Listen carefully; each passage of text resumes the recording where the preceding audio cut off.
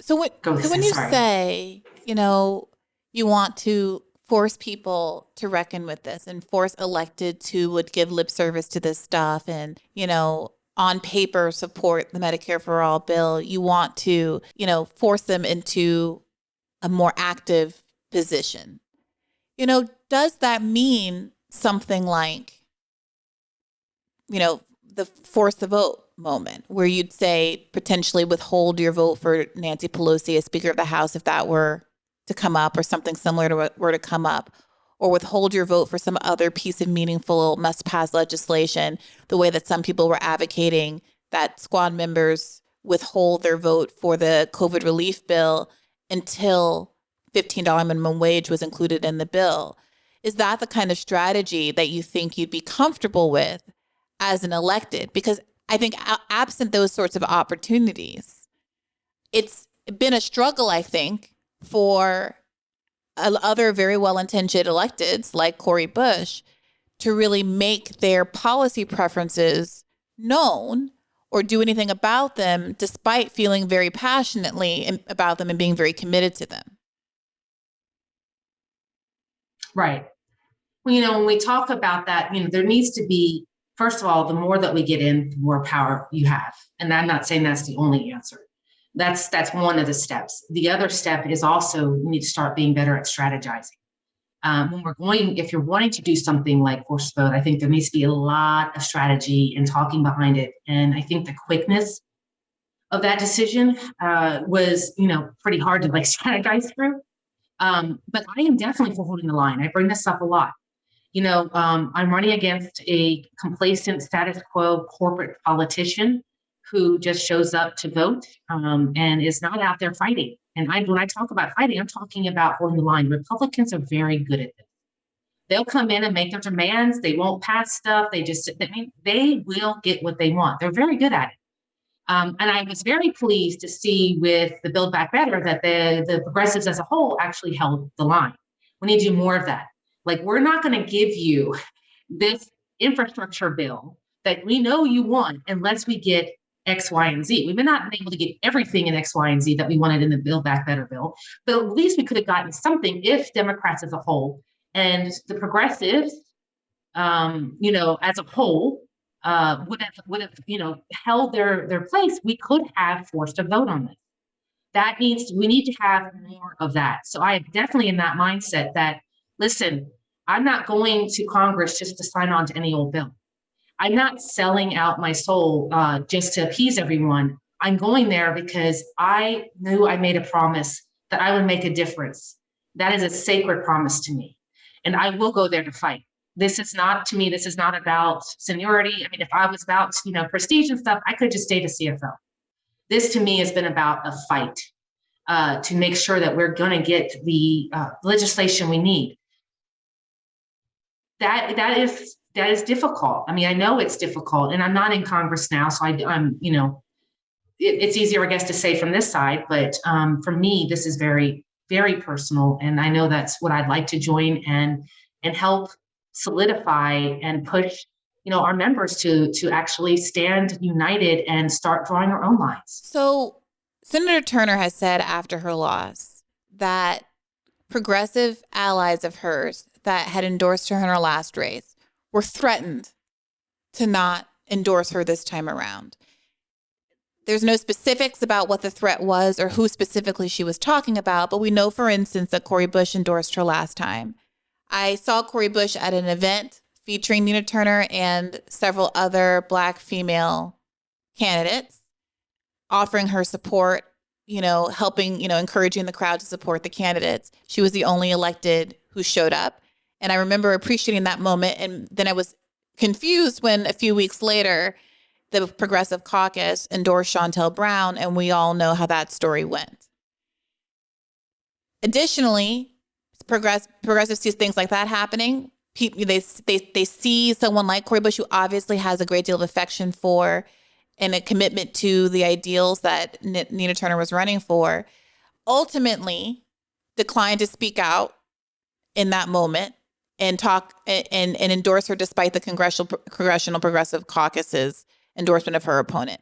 We see what happened with every progressive lining up and voting for this $40 billion in funding to Ukraine, with the only people objecting and calling attention to the fact that America always has money for war, but not for the poor, are these right-wing Republicans who I have no interest in giving any credit or applauding, but at the end of the day are outflanking our best progressives in the House on issues relating to anti-interventionism. And, you see the kind of pattern emerging among progressives where when they're tough votes where they actually need progressives to pass legislation like Iron Dome funding, there seems to be a kind of rotating villain of the left that's happening where, okay, this 3 takes the hit this time and does the bad vote, and then another 3 takes the hit next time and does the bad vote. And at the end of the day, from the outside at least, and I would love to talk to any of those progressives if they're willing to come on the show and explain these votes and these behaviors. From the outside, it really undermines the confidence of the voter, of the progressive voter, because it feels like at the end of the day, even though maybe 75% of your votes are good or 90% of your votes are good, they will always figure out, the establishment always figures out how to squeeze just enough blood from the stone to get what they want. And ultimately, they'll get Shontel Brown in office. They'll get their Iron Dome funding. They'll get their $40 billion for Ukraine, which is more money than Russia's entire military budget. And the, hyper-capitalist, militarist world where we have 500,000 homeless people, 68,000 people die of lack of health care every year, and stories like yours are created every day, keeps on trucking. And so what I'm pressing you on is not at all about your commitment.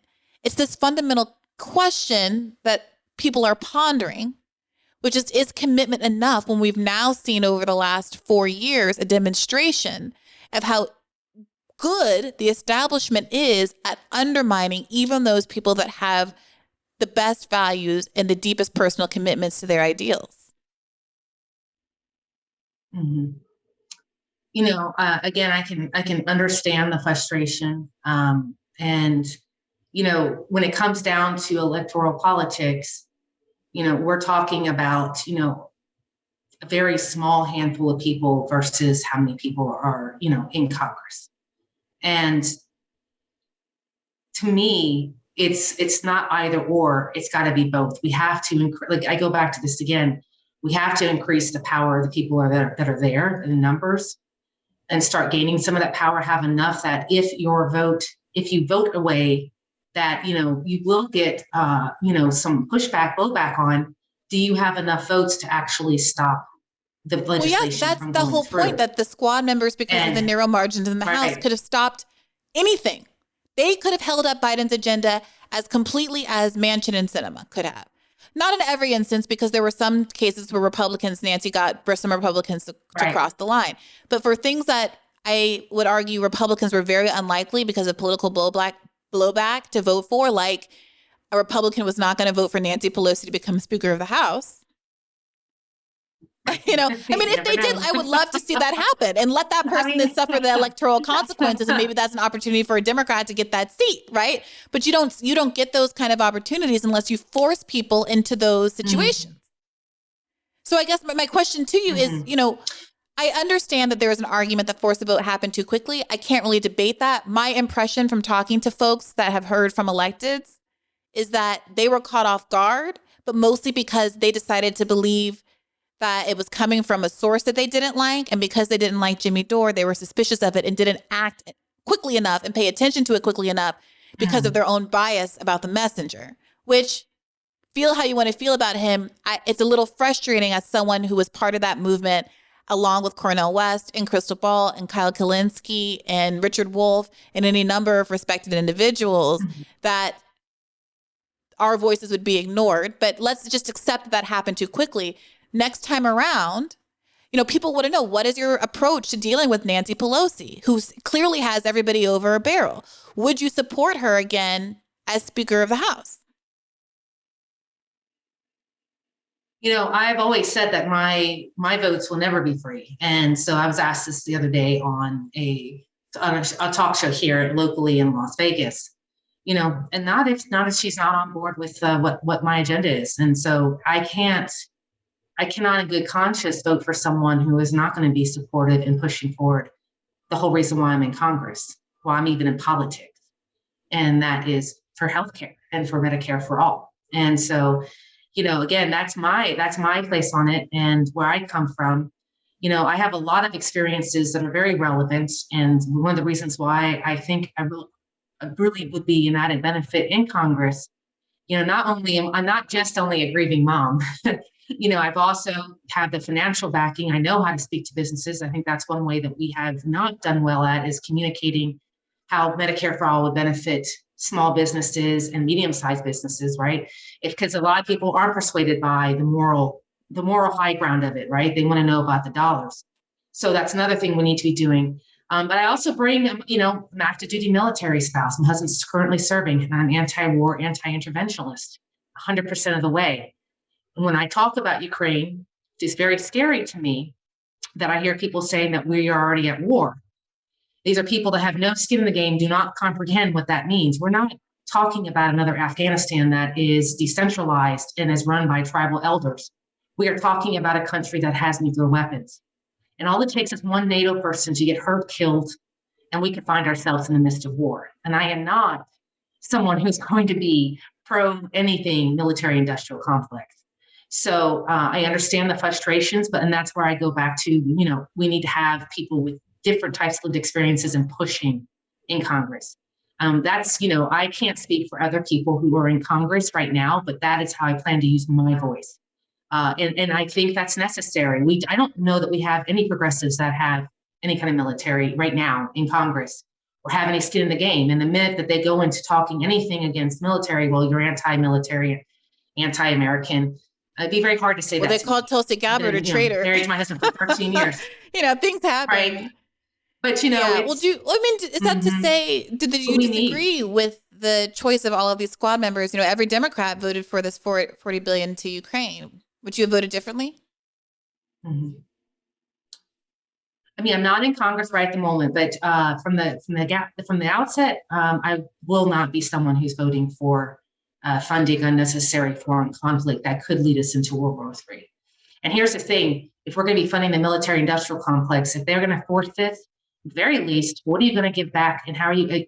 Every dollar you spend, I want to spend on the American people. How about let's pay off some student debt? Let's pay off some Medicare for all.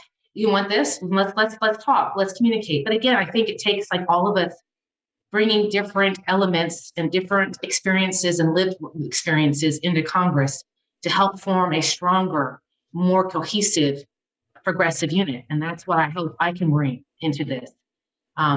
I feel very strongly about, my opinions on things, and it comes from my lived experience. And again, we all have a different frame of reference and a different lived experience. That's where I'm coming from. I don't want to belabor the point, but I do think that part of why perhaps some progressives feel isolated is because they've chosen not to engage with the grassroots anymore.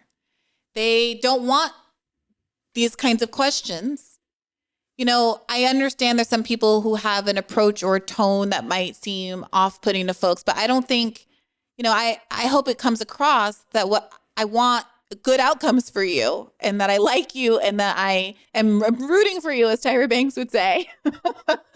But there are conditions to that. Do you know what I mean? And I think that the conditions that I'm expressing are conditions that a lot of folks on the left feel. And to the extent that the left is divided, they're also divided from these figures that they helped put into office, because they don't want to answer for their Iron Dome votes. And they don't want, they have chosen to do what Nancy Pelosi says, which of course is going to get them criticism from the base. And so now they're alienated both from the Democratic Party establishment and from the base. Instead of just trusting the base that got them elected, trusting the base that actually shares their values, to say, what is Nancy Pelosi going to threaten me with? Cutting off my fundraising? AOC fundraises better than pretty much anyone in the Democratic Party. I will personally, the day that one of them comes out and says Nancy Pelosi threatened to not support me and give me an endorsement or to run an opponent against me, if I stood up for the people, they're immediately getting a recurring donation from me, right? Because screw Nancy Pelosi, right? I want that part. That's what a fighter looks like: willingness to take the hit from the establishment and trust that if they do the trust fall into our arms, that the left community will buoy them, just like we are the ones that got them elected in the first place. It was independent media that put AOC on. It was Means TV, that, socialist, maybe it wasn't Means TV. It was a socialist, democratic socialist outfit that did her first campaign video. It was Glenn Greenwald interviewing her at The Intercept, which was one of her first big interviews. Jimmy Dore, was her first interview in lefty media. Like these are the people that they once trusted. And if some of them have turned against them, there's some responsibility that folks have to own, that it's because they had shut the door to the left to shield themselves against a certain kind of criticism, that they could have just come and rehabilitated themselves and apologized and worked through these issues as a community. And instead that they're walled off. I don't have any access to them. I think I'm a pretty nice gal. And none of them, except for, God bless them, Ro Khanna, ever come on this show, despite inquiries having been sent out. So I really do appreciate you doing this gauntlet with me and hearing me out. And I really look forward to seeing what's going to happen with your campaign. Hey, YouTube, thanks for watching. Just a reminder that this is a podcast. You can catch an extra premium episode every Monday for $5 a month at patreon.com/badfaithpodcast. That's patreon.com/badfaithpodcast for $5 a month, an extra episode every week. Additionally, please do consider liking this video, subscribing to this channel. It helps us out. It helps independent media beat the algorithm. We appreciate you. And as always, keep the faith.